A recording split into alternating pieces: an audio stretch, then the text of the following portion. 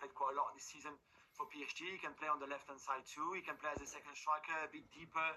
So I think Unai Emery will have the luxury to play him really where he needs him and in different positions. Plus the experience, plus that kind of winning mentality that he had at Real Madrid, where he spent most of his career.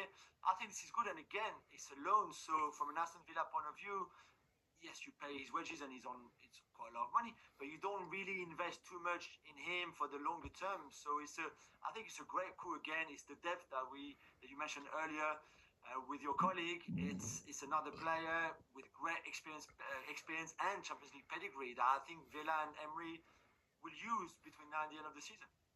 Jules, what about your intro? The Oracle, the European Oracle. You must have liked that. I've seen you smile. But it's an exciting day, isn't it? What about Tell? Do you talk about Daniel Levy going to see him, then the chat with Ange Postecoglou? Do you think it was the fact that it was only a loan with an option to change his mind that's convinced him to go there? Yeah, there's a few things. I think first he wanted to go somewhere where he would play. The problem at Bayern Munich is not that he was in a Bayern, is that he was frustrated by the lack of game time that he had certainly this season with Vincent Kompany. Last season was different with Tuchel. This season he felt really frustrated. He was just not playing enough in a team with a lot of competition, with big players, all of that. I think first of all he thought, okay, if I go somewhere, I need to know that I will play more than what I've got here, because it's hard to swap Bayern for anyone else, really, when you think how big the club is and the ambitions that they have. So first it was that. I think on Friday when he saw Daniel Levy, he hadn't spoken to Ange Postecoglou then. Maybe that was part of the problem, where he was a bit unsure. The club is not doing great in the Premier League. They were 15th before the weekend. Then the Europa League, it's not the same as the Champions League. So initially he wanted the club in the Champions League to be able to play in that competition.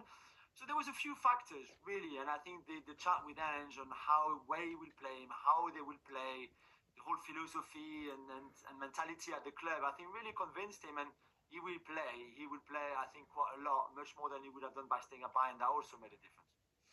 Great stuff. Julian, really appreciate you joining us on the Football News Show. Thank you. Thank you, guys.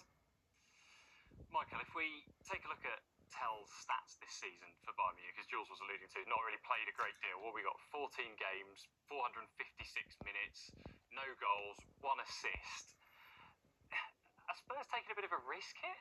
I'm not sure it's a risk when you look at the package, the structure of the deal that Daniel Levy likes to set up. We've seen him do these right throughout the years, where they take a loan option with a look to see how he gets on, with then see if they go and succeed. We can go on and purchase him. He doesn't like to go outright and do that.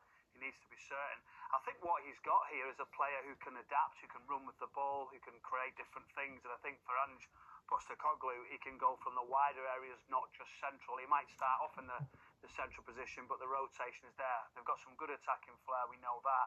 Defensively, where question marks have been asked. But I think it's an interesting signing. When you're a young player, you're probably thinking, what type of football club are you going into? And because of the uncertainty all around Spurs at this moment in time, that's probably given him that little bit of a doubt.